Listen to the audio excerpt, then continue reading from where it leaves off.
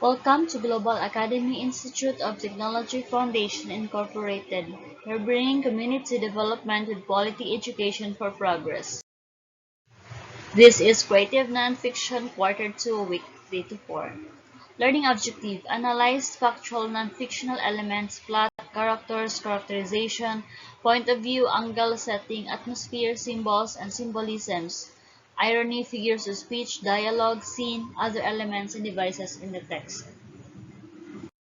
Analyzing non-fictional elements. Creative non-fiction stories are one of the most exciting literary pieces that you'll get to encounter. I can say so because aside from the creative and colorful language the authors used, these stories also happen in real life. Elements of non-fiction piece: the characters. These are the entities, people or animals, who are considered as the participants in the action of the real-life event. Methods of characterization. Direct. A character in a story is described by the author directly. Indirect. A character who is described by the author through his or her personality, action, physical appearance, thoughts, and speech. Plot: a flow of events in a story. It is considered the skeleton, the blueprint or framework of the story. Parts of the plot. Exposition or introduction. Introduces the major characters in the story and introduces the setting of the story. Complication or rising action. The occurring events which occur that may lead to a problem or conflict. Kinds of conflict. Climax is also called the turning point of events. This is the peak of the interest in the story where you as a reader or a viewer is very much excited as to what may be the result of this part B. Resolution is also called the following action where the problem or conflict is resolved. Conclusion or the end determines whether it is successes or failure to the part of the major characters. Point of view or POV. This answers the question, who is the narrating? Different points of view. The first person POV. The narrator is the character himself or herself in the story. Here clue is the frequent use of personal pronouns or and mine in the story. Third person POV. The narrator is outside the story. It is indicated by using the pronouns he, she, and they. Omniscient. The narrator knows all what the characters are thinking. That is why he or she is called all-knowing. Allusion. This is a literary technique in which the subject is being referred to the historical or literary figure. Here are the examples. Juan is said to be Jose Rizal in their classes because of his exemplary wit, meaning excellent. Maria, known as the Gabriel Silang of their community, meaning Maria is brave because Gabriel Silang is known to be brave Ilocano heroine. Flashback, a literary technique in which there is reminiscence of recollection of the past events. In short, it is going back to the past.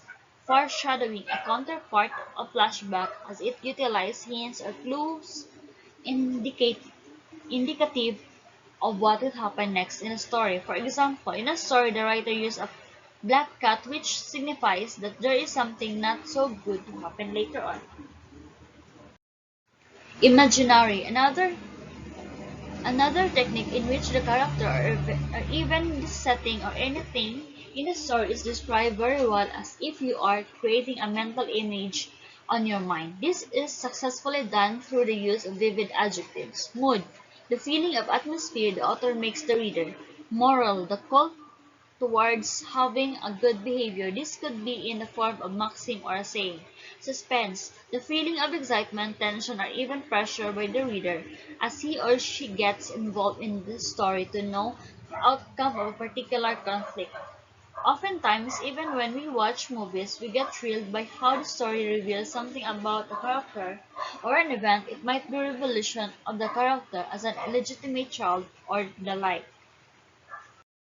Symbol, the representation of a person, place, or an object. For instance, in the story, a diamond ring and a lady character might symbolize love, wealth, or even power.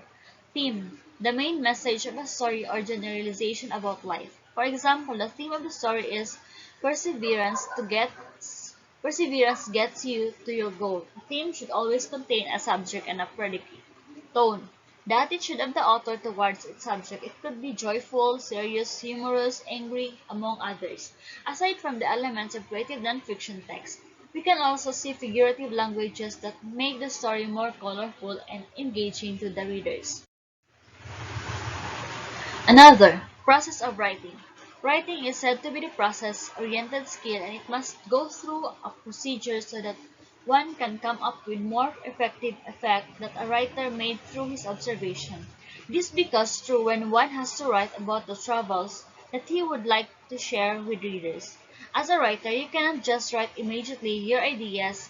You must to organize everything that from the beginning until the end of your writing. Pre-writing stage is a preliminary or preparatory phase in which the writer explores and selects possible topics, subjects, and themes. Pre-writing stage, it is where the writer prepares everything which he is going to generate ideas and formulates the foundations of the topic for written output. The brainstorm ideas will be framed through outlining, which will serve as the backbone of our blueprint indicating how the writer output will look like. During the writing stage, setting out of the elucidation of the details and ideas perceived to be relevant to the topic and theme to the written work. During writing stage, is when the writer puts together all the brainstorm ideas, thus focusing on the content rather than the structure.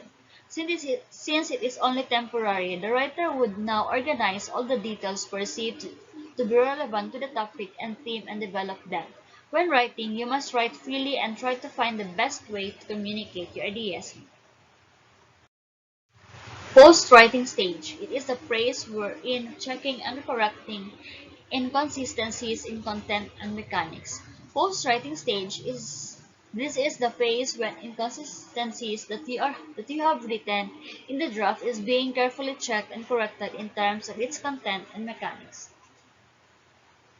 In this stage, the written text is shared with other audience, can be another learner, peer, or a teacher. Your peer, another learner, will read your narrative if there is a sense. Since there is a rereading that would happen, your peer eliminate fluff, unnecessary, or redundant details. Not only the fluffs will be eliminated or checked, even spellings, vocabulary, grammar are critically looked by another peer, paying attention to content organization and mechanics leading. Revision is a process of going back through the whole draft. There will be adding in, taking out, moving around, and polishing certain parts of draft.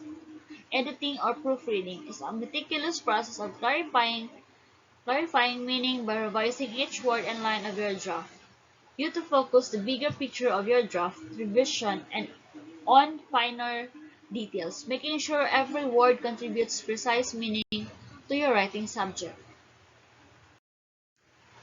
That would be all. Thank you for listening and for having your time. Thank you.